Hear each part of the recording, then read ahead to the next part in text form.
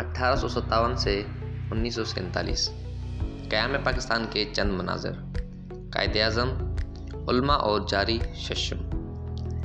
علامہ شبیر احمد عثمانی قائد اعظم کے علماء دین ساتھیوں میں سے نمایاں تھے۔ علامہ صاحب کے بقول قائد اعظم سابق تھے اور مسلم لیگ لیڈروں نے گناہوں اور عیاشیوں کی وجہ سے بہت سے نیک مسلمان مسلم لیگ میں شامل ہونے سے ہچکچاتے تھے۔ علامہ صاحب کا کہنا تھا کہ مسلمانوں کو جناح صاحب کے لقب قائد اعظم سے خائف ہونے کی قطعا کوئی ضرورت نہیں، کیونکہ اس لقب کا ہرگز یہ مطلب نہیں کہ جناح صاحب مسلمانوں کے سب سے عظیم رہنما ہیں۔ علامہ صاحب کے مطابق لقب قائد اعظم کا مطلب محض یہ تھا کہ جناح صاحب سب سے اچھے سیاستدان ہیں۔ علامہ صاحب نے یہ بات واضح کی کہ جب مشہور پہلوان زابسکو ہندوستان آیا تھا تو مہاتما گاندھی یا جناح صاحب کو نہیں بلکہ رستم زماں کاما پہلوان کو اس سے لڑنے کے لیے بھیجا گیا تھا۔ اس طرح سیاسی و آئینی معاملات پر انگریز حکومت سے گفت و شنید کرنے کے لیے سب سے موزوں آدمی قائد اعظم ہی تھے، مگر اس کا یہ مطلب بلکہ نہیں تھا کہ پاکستان بننے کے بعد بھی قائد اعظم یا سیاستدان اس اسلامی ریاست کے رہنما ہوں گے۔ علامہ صاحب کے مطابق ایسا بالکل نہ ہونا تھا، بلکہ پاکستان کی ریاست کے معرض وجود میں آنے کے بعد قائد اعظم سمیت سارے سیاستدانوں کا کام ختم ہو جانا تھا اور پاکستان کی مکمل باغ ڈور علماء دین نے سنبھال لینی تھی۔ اس ضمن میں علامہ شبیر احمد عثمانی مثال دیا کرتے تھے کہ جب ہندوستان مسلمان حج پر جاتے تو بحری جہاز کا کپتان ایک انگریز ہوتا ہے۔ یہ انگریز کپتان حاجیوں سے بھرے جہاز کو جدہ کے ساحل کے قریب تک پہنچا کر رک جاتا ہے، کیونکہ وہ عرب ساحل کو نہ جانتا ہے۔ اس جگہ سے ایک عربی کپتان آ کر جہاز کی ناخدائی سنبھال لیتا ہے۔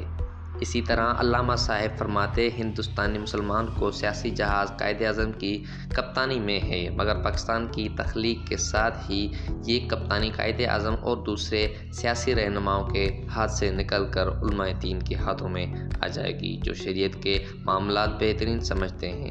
پاکستان کے قیام کے پہلے روز آل انڈیا پاکستان مسلم لیگ صدر و بانی پاکستان حضرت قائد اعظم محمد علی جناح نے اسلام کے نام پر قائم ہوئی نو مولوی سلطنت خدا پاکستان کے پہلے گورنر جنرل کے طور پر جو حلف اٹھایا، اس کے چند الفاظ یہ تھے: میں محمد علی جناح حلف اٹھاتا ہوں کہ گورنر جنرل پاکستان کی حیثیت سے آئین پاکستان کا پاسداری کروں گا اور شہنشاہ جاری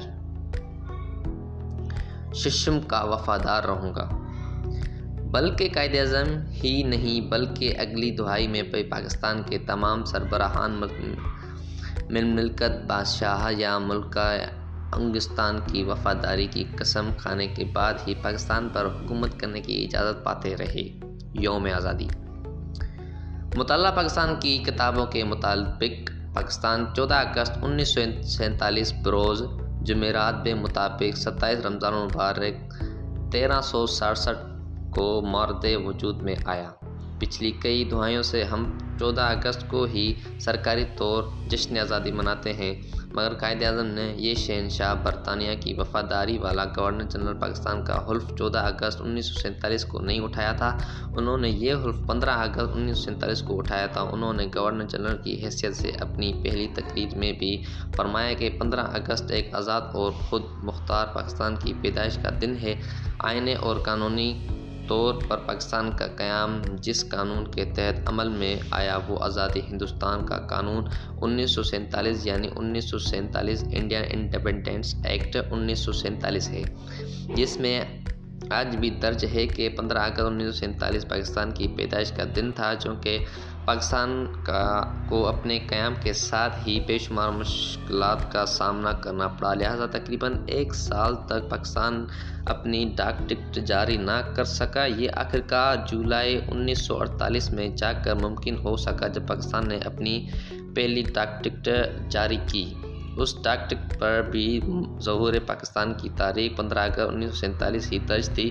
اس کے اگلے ماہ پاکستان کی پہلی سالگرہ کا دن تھا۔ مشکلات کی وجہ سے یہ سالگرہ عظیم الشان طریقے سے نہ منائی جا سکی، مگر سرکاری طور پر بہرحال منائی گئی اور پاکستان کی پہلی سالگرہ سرکاری طور پر 15 اگست 1948 کو منائی گئی۔ اس سالگرہ سے 2 سال بعد یعنی 1950 میں تازہ پاکستان پینل کوڈ 1860 میں ایک ترمیم کے ذریعے شق A123 کا اضافہ کیا گیا۔ اس دفعہ کے مطابق پاکستان 15 اگست 1947 کو مورد وجود میں آیا۔ قیام پاکستان کے خلاف پروپیگنڈ کرانے کی سزا 10 سال قید رکھی گئی۔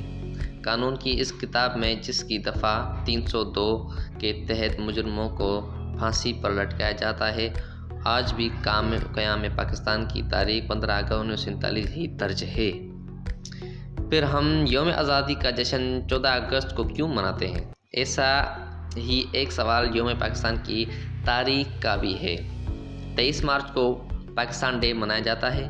یہ 1940 میں مسلم لیگ کے قرارداد پاکستان قرارداد لاہور منظور کرنے کی یاد میں منایا جاتا ہے، جس میں مسلم لیگ نے قیام پاکستان کا اصولی طلبہ کر دیا تھا۔ یہ قرارداد، جسے مسلم لیگ کے سابقہ صدر اور احمدی رہنما سر ظفر اللہ نے تحریر کیا تھا، 23 مارچ کو پیش اور 24 مارچ 1940 کو منظور کی گئی۔ کیا اس قرارداد کی یاد 23 مارچ کو منائی چاہیے؟ یہ 24 مارچ کو اصولاً 24 مارچ کو یہاں پھر بھی کچھ گنجائش ہے کہ شاید کسی نے سوچا کہ قرارداد منظور ہونا اتنا اہم واقعہ نہیں تھا جتنا کہ اس کا پیش کیا جانا وغیرہ، اور ایسا سوچنے والا کوئی صاحب طاقت و اختیار ہوگا اور اس نے فیصلہ سنا دیا گیا یوم پاکستان 23 مارچ کو ہی منایا جائے۔